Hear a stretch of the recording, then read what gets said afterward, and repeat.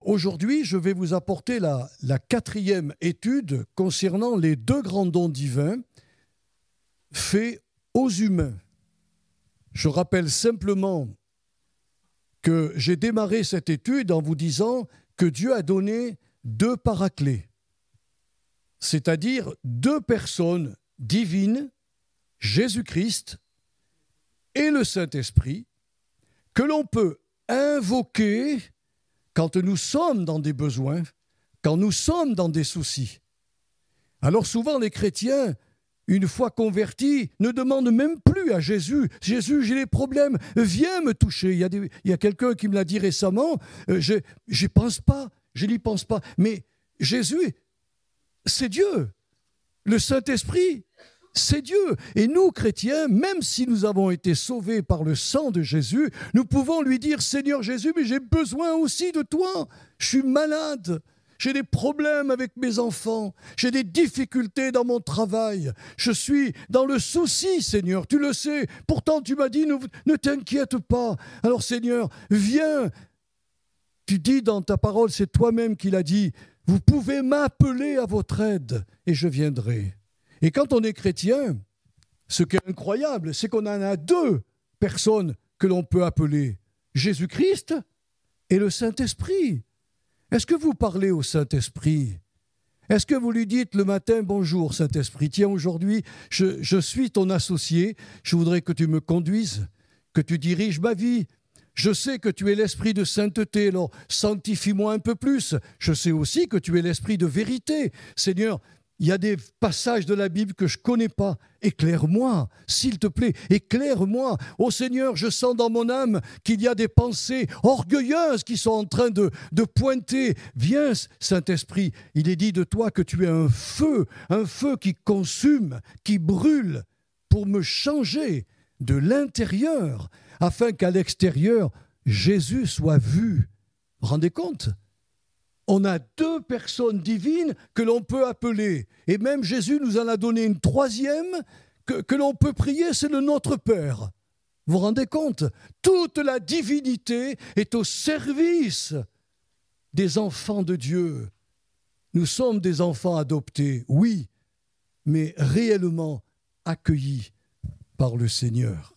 Alors je vous ai dit, dans une autre étude, que le temple dans lequel le Saint-Esprit vient habiter, c'est notre intelligence. Ou si vous préférez, la faculté mentale que Dieu nous a donnée. Et tous les savants, tous les gens qui réfléchissent sur le comportement humain disent ils ont été conduits par une pensée maîtresse. Et c'est ce qui les a conduits à faire ceci et à faire cela. Le diable aussi donne des pensées maîtresses à des gens du monde qui, sans aucune raison valable, plantent un couteau dans le dos d'un de leurs concitoyens et tuent cette personne. On a cela tous les jours. Oui, l'organe de la pensée et cette faculté que Dieu a donnée à tous les humains pour diriger toutes les autres puissances de leur âme, c'est-à-dire la pensée, la conscience, l'imagination, la mémoire, les émotions et la volonté. Nous sommes gouvernés par nos pensées. Tel tu penses dans ton âme, tel tu es, dit la Bible dans les Proverbes. Vous m'avez entendu? Tel tu penses dans ton âme, tel tu es dans ta vie. Si en tant que chrétien, nous pensons qu'on ne vaut pas un clou, qu'on n'est rien de rien et qu'on n'a aucun talent, je ne servirai jamais le Seigneur. Parce que je penserai au fond de moi qu'il est injuste quand même. Parce qu'il ne m'a pas donné les mêmes talents que les autres. Alors oui, l'intelligence est la faculté que Dieu a donnée à tous les humains pour diriger toutes les puissances de leur âme. Seulement chez les païens, on l'a vu ensemble, cette partie spirituelle qui est à l'intérieur de leur intelligence, elle est obstruée. Littéralement, elle est privée de la lumière divine. Et cette partie obstruée incite, comme ils ne sont pas éclairés spirituellement, eh bien, ils n'ont qu'une chose à faire, c'est de marcher toujours plus selon leur propre raisonnement charnel et égoïste, montrant qu'ils sont réellement étrangers à la vie morale du Seigneur.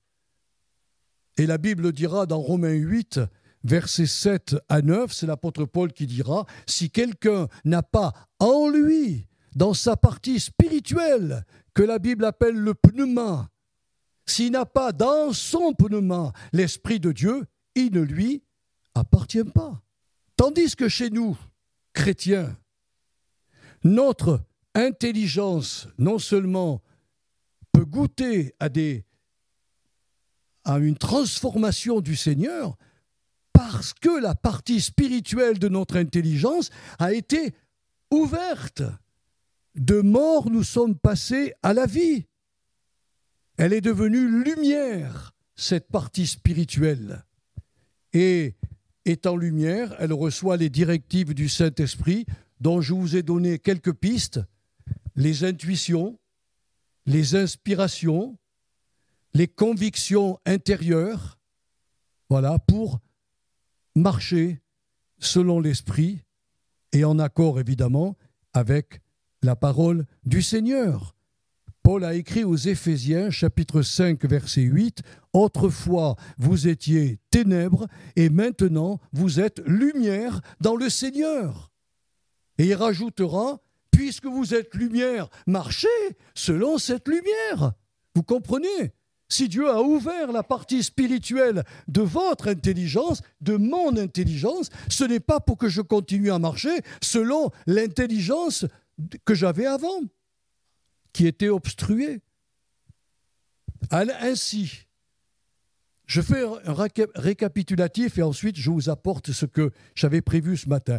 Ainsi, notre esprit, ce que la Bible appelle le pneuma, et notre intelligence communiquent ensemble à travers un organe que Paul appelle dans la lettre aux Éphésiens. Je vous donne le mot grec parce que en français, on ne peut pas le traduire.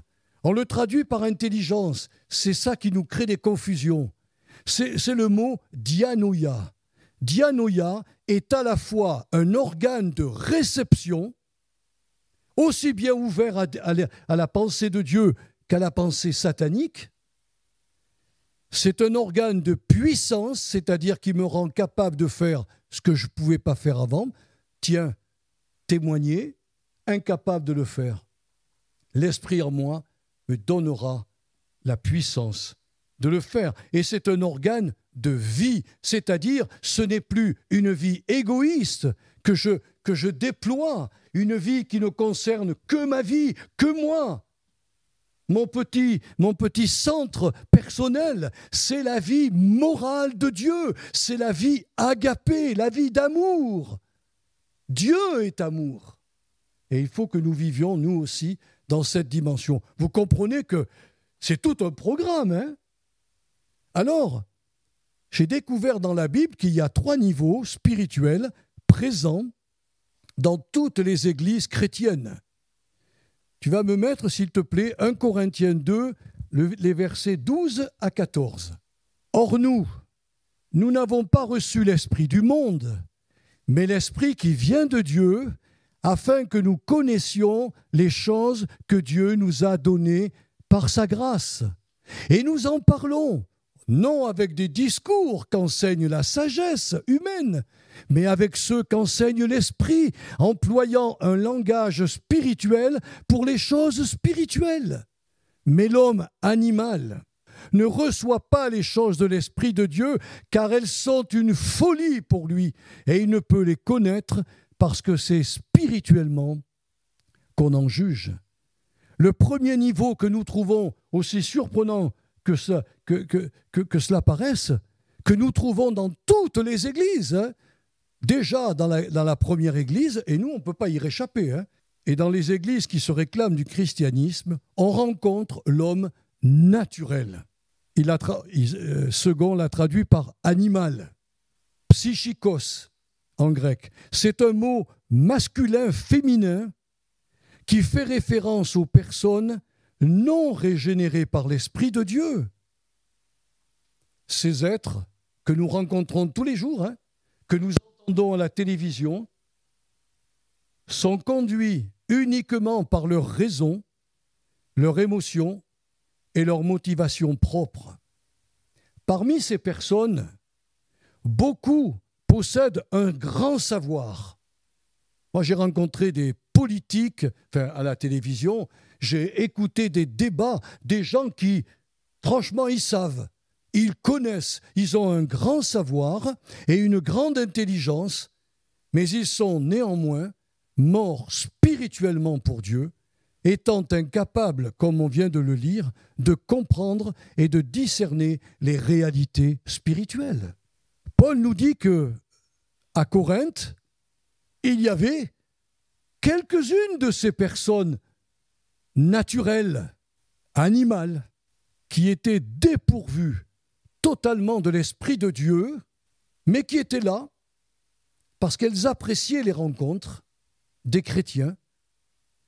Elles étaient dans l'église de Jérusalem, un peu comme, si vous préférez, les juifs religieux de l'époque qui venaient participer aux rencontres de l'église. Alors, ils chantaient des cantiques, ils entendaient les prophéties, ils appréciaient les orateurs, ils constataient même de visu les manifestations du Saint-Esprit, mais ces gens-là n'ont jamais franchi le pas de la repentance et de la foi en Jésus, pour que la grâce divine les change de l'intérieur.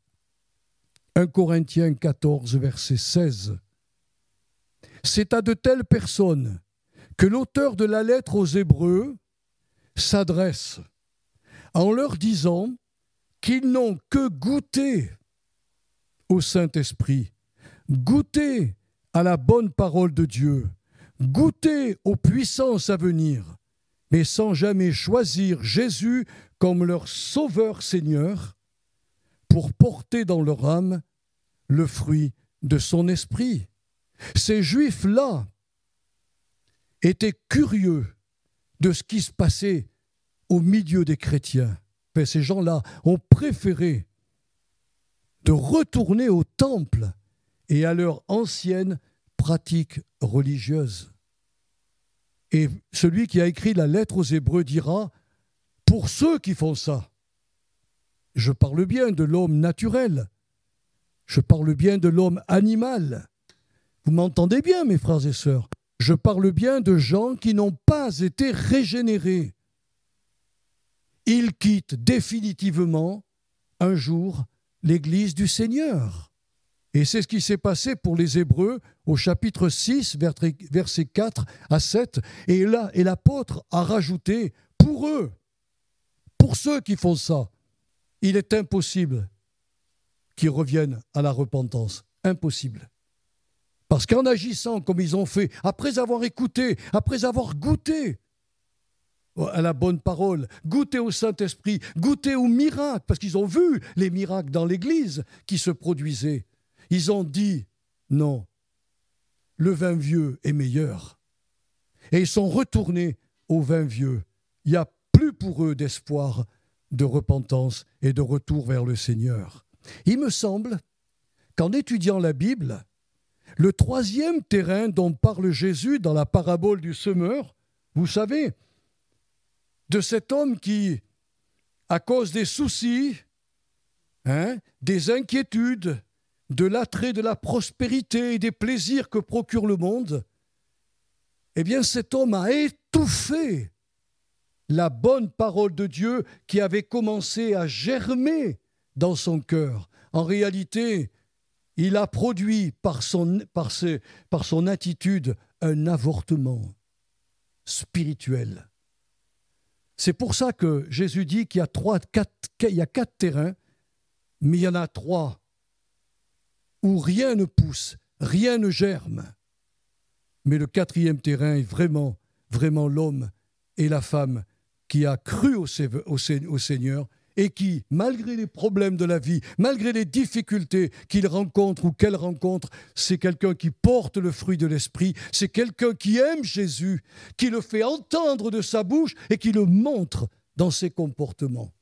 Vous vous souvenez d'une petite parabole que Jésus a donnée? Et cette parabole raconte qu'un roi, un jour, a décidé de faire des noces pour son fils. Alors, tous les invités qui étaient prévus refusèrent tous de venir aux noces.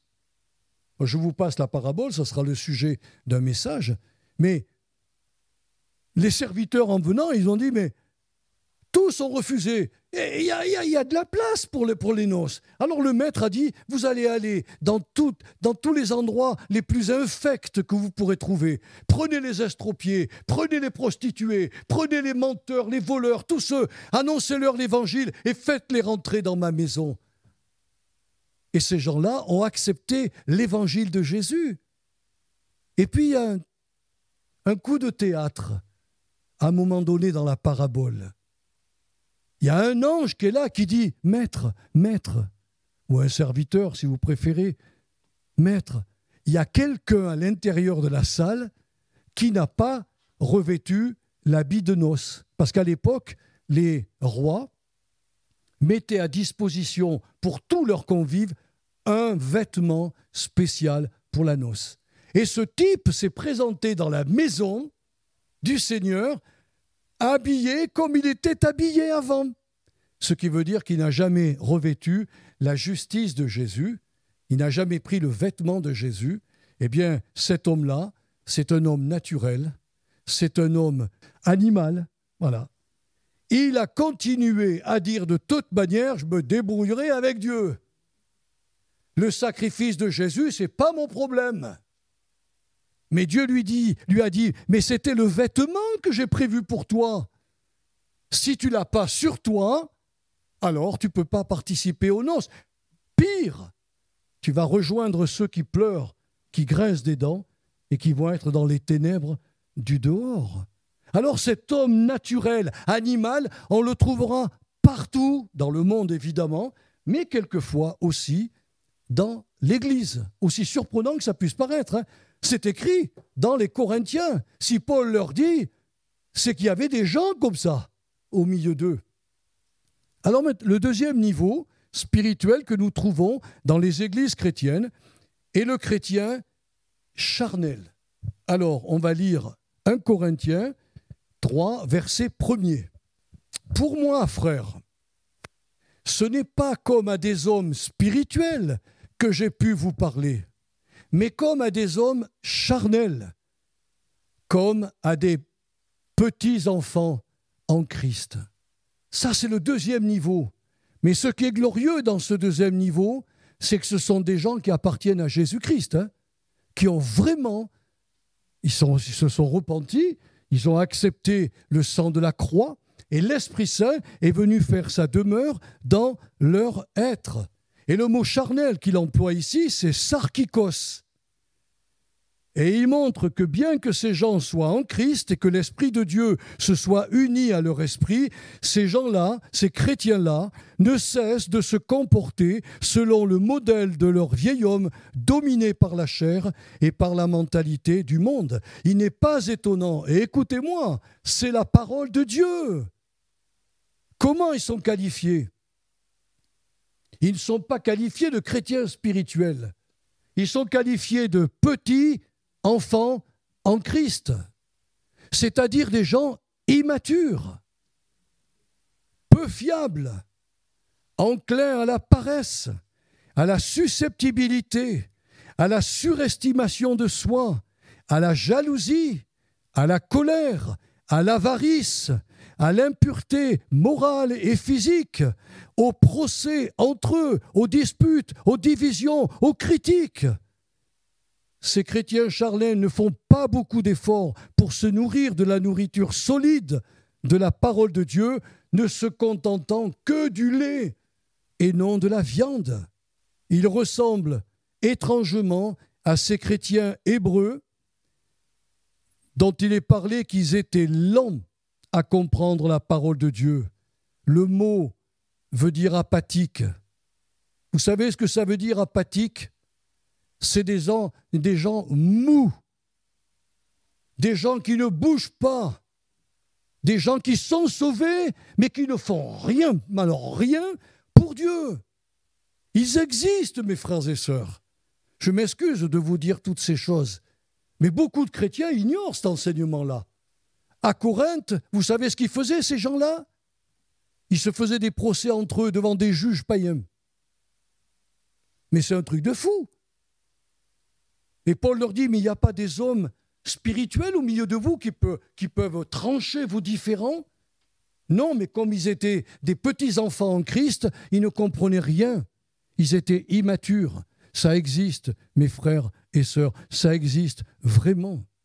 L'apôtre qui a écrit la lettre aux Hébreux dira aussi à l'égard de ces chrétiens charnels qu'ils auraient pu devenir, s'ils avaient pris conscience que la maturité spirituelle, c'est quelque chose d'important, ils auraient pu devenir des maîtres capables d'instruire les jeunes chrétiens qui arrivent dans l'Église pour leur apprendre l'ABC de la foi.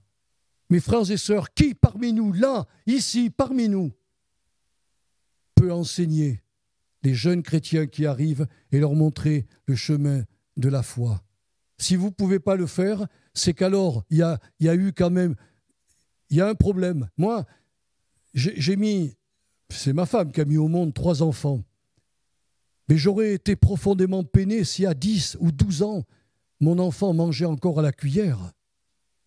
J'aurais été profondément peiné. Je me dis, il est malade, il a un problème. Il faut que je le fasse voir chez le médecin. Dans la logique des choses, un enfant, on le fait manger avec la cuillère. Après, il essaye de manger tout seul, il s'en met partout. Mais il apprend. Il apprend à grandir. Et après, on le met à l'école. Et il apprend à grandir, il apprend à lire, il apprend à écrire. Après, il rentre en maternelle. Et là, il commence à mettre faire du calcul. Il commence à compter jusqu'à je ne sais plus combien. Mais il fait des choses. Et un jour, il rentre à l'école primaire. Après, au lycée. Et après, peut-être en faculté. Mes frères et sœurs, pourquoi? Pour qu'ils arrivent dans une maturité humaine. Tout simplement, une maturité humaine. Dans l'Église, il doit en être pareil. Qu'il y ait des jeunes bébés dans la foi, je le conçois.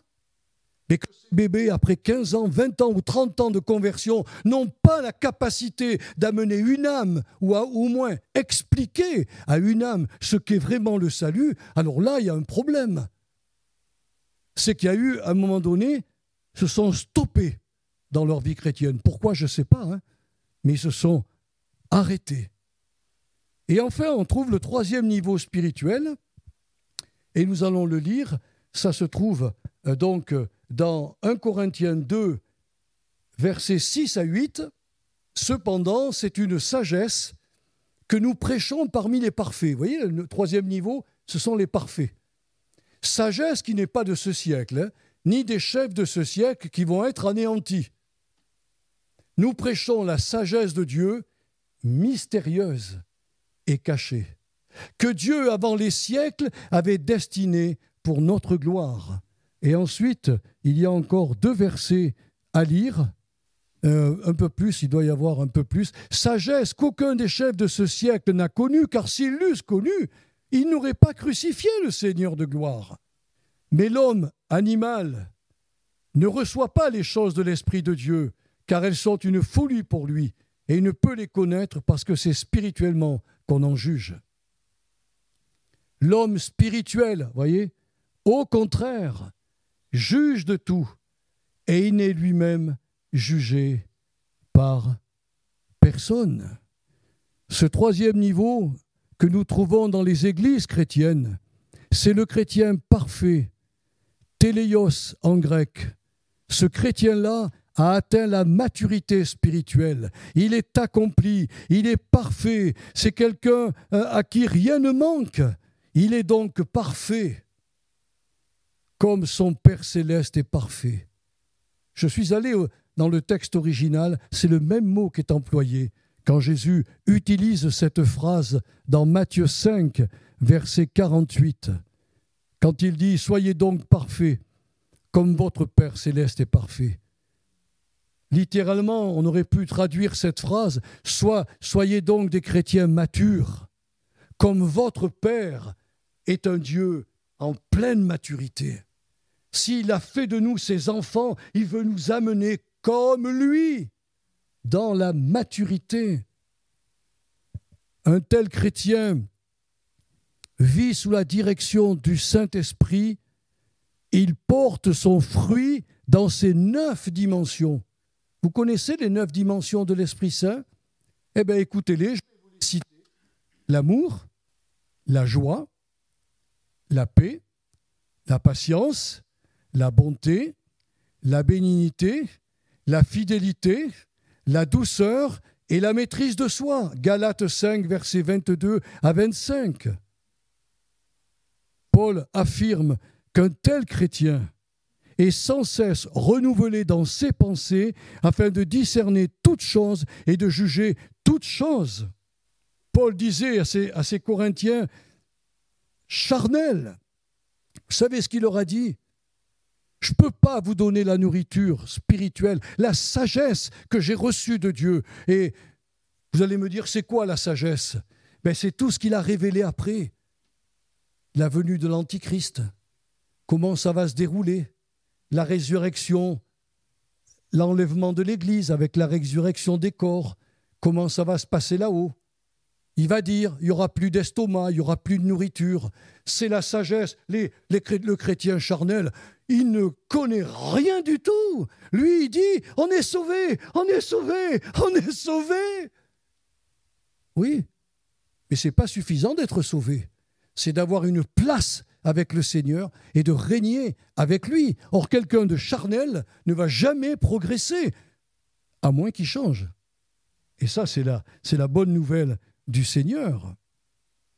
Ce chrétien-là prend place dans l'Église. Il sert le Seigneur et il sert ses frères et sœurs dans la foi. Il est dans un dévouement qui dépasse l'entendement. Combien de chrétiens dans nos églises se posent des questions?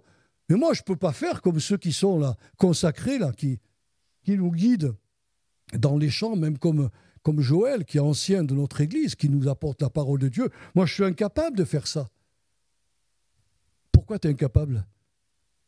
Le Saint-Esprit peut te rendre capable. S'il est en toi, ton esprit peut devenir une puissance de capacité pour faire les choses. C'est une puissance de vie aussi. Vous voyez, ces 3 niveaux existent. Alors, permettez-moi de vous poser cette question.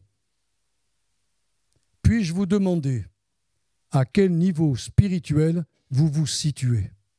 Alors, si vous vous reconnaissez dans l'homme naturel, c'est-à-dire cet homme qui n'est pas né de nouveau, mais qui est présent dans l'Église, qui chante, qui participe même au Saint-Repas, peu importe, alors il est temps pour vous de vous repentir de vos péchés, de croire dans le sang de Jésus et de vous offrir totalement et entièrement au Seigneur. Il ne veut pas que votre intelligence, que votre faculté mentale, il veut votre corps, avec les membres de votre corps, tout ce que vous êtes. Le Seigneur veut, parce qu'il veut passer au travers de vous et vous utiliser comme un outil ou un agent de bénédiction pour les autres. Si vous vous reconnaissez dans le chrétien charnel, donc déjà réjouissez-vous parce que vous êtes sauvés. Ça, c'est déjà très très bon. Alors, il est temps aussi pour vous de sortir de la ville de Charan, la ville du petit fruit et de la médiocrité, comme l'a dit le pasteur Claude Hood.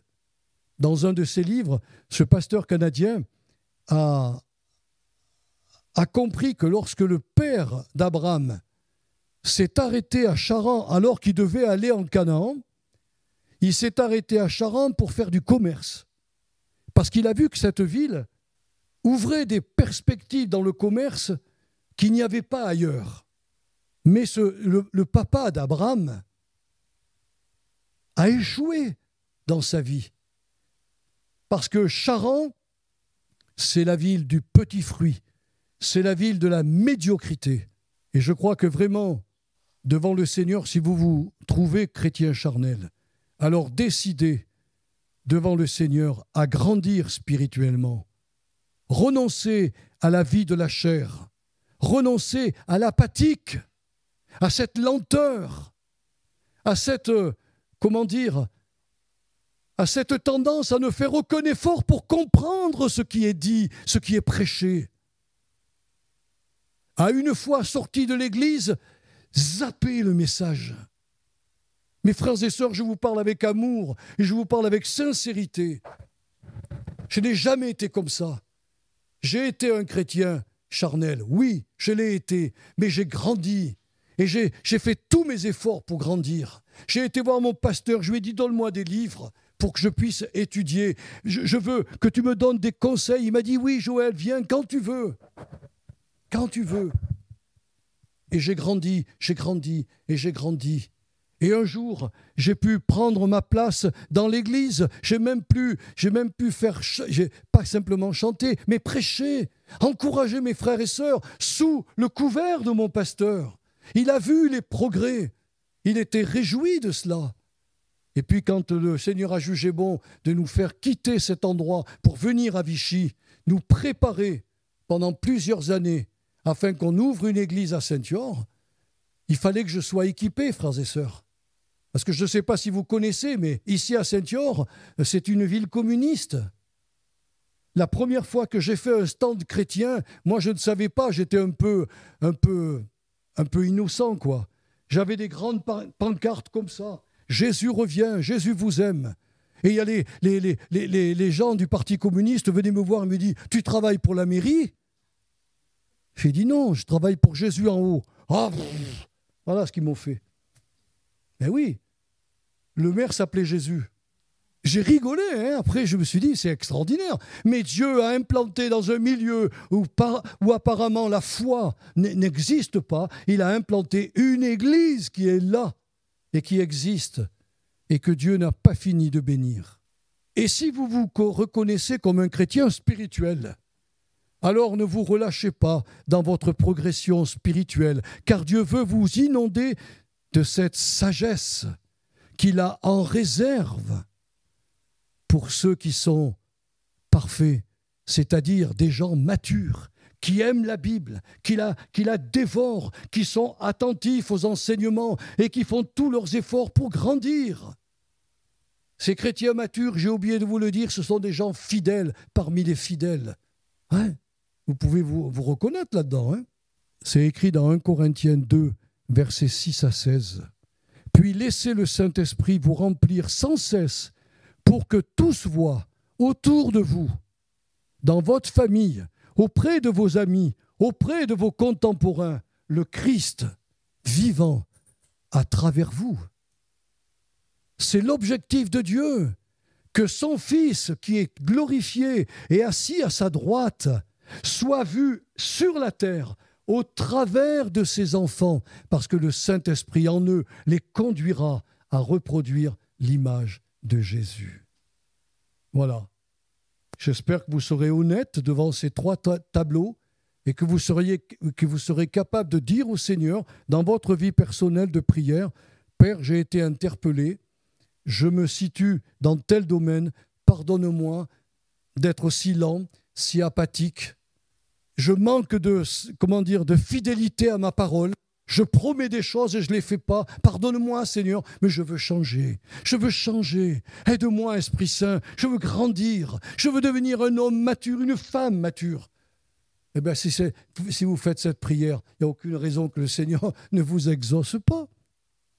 Il vous fera grandir. Mais pour grandir, il faut qu'on soit honnête.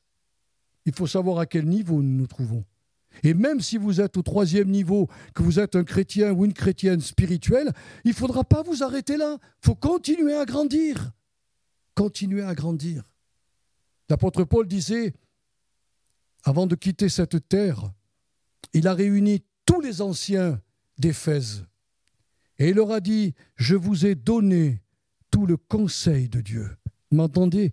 Tout le conseil de Dieu. Il n'aura pas prêché simplement l'évangile de la grâce, Il leur a prêché l'évangile dans son intégralité, comme je vous le prêche. Il leur a dit, vous aurez telle personne dans l'église, vous en aurez des charnels et vous en aurez des spirituels, mais je vous ai tout dit, je vous ai tout avoué, je vous ai instruit et enseigné. Reportez mon enseignement, ramenez-le à tous ces chrétiens pour les faire grandir. Parce qu'un jour, quand le Christ viendra nous chercher, il nous dira, entre, fidèle servante, entre, fidèle serviteur. Ici-bas, tu m'as servi. Peut-être pas comme je le souhaitais, mais tu as fait tous tes efforts. Je me souviens du temps où tu étais un chrétien charnel et que tu es passé à la spiritualité. Oh, ça t'a coûté. Oui, tu as pleuré parfois. Tu as gémi, tu as dit, c'est dur d'obéir au Seigneur. Oui, mais regarde maintenant ce que je t'offre dans mon royaume. Je t'offre des responsabilités que sur la terre, ces responsabilités étaient offertes à des grands de ce monde. Moi, je te les offre dans mon royaume. Vous vous rendez compte, hommes et femmes, nous vivrons ces choses-là. Père Saint, j'ai libéré ce message. Je l'ai annoncé à tes enfants et je suis heureux, Seigneur, de savoir que s'il y a ces 3 niveaux dans l'Église, le chrétien, l'homme naturel, animal, qui peut être présent au milieu de nous, chanter, voilà. Et puis, de toute manière, s'il ne veut pas se convertir, il partira. Et puis, il y a le chrétien charnel. Il y en a beaucoup de chrétiens charnels dans nos églises, mais ce n'est pas grave, ce sont tes enfants, Seigneur. Simplement, il faut qu'ils prennent conscience que tu as autre chose à leur donner, une nourriture, une viande à manger pour les faire grandir spirituellement, afin de leur communiquer la sagesse et qu'ils comprennent toutes choses spirituellement, qu'ils puissent juger toutes choses aussi dans leur vie. Alors, Seigneur, merci. Merci. Je ne sais pas ce que mes sœurs et mes frères ont choisi comme sur ces 3 catégories. Peu importe. Seigneur, s'ils reconnaissent qu'ils sont dans tel ou tel niveau, Seigneur, éclaire-les, bénis-les, transforme-les, change-les, ou alors continue à les faire grandir en maturité. Confie-leur des responsabilités, ou un lait de ton Esprit Saint, pour qu'ils portent beaucoup, beaucoup de fruits à la gloire de Jésus-Christ. Voilà, Seigneur, mon Père, je te remercie parce que ta parole, on essaye de donner l'enseignement de toute ta parole. Ce n'est pas facile, mais en tout cas, je te remercie parce que ce message va faire son effet, j'en suis convaincu. Bénis mes sœurs, bénis mes frères, surtout ceux qui en Afrique se réunissent, Seigneur, dans ce groupe de prière, et bien que ces bien-aimés soient tous bénis de toi, enrichis par ta parole, et qu'ils fassent tous des merveilleux progrès à la gloire de Jésus-Christ.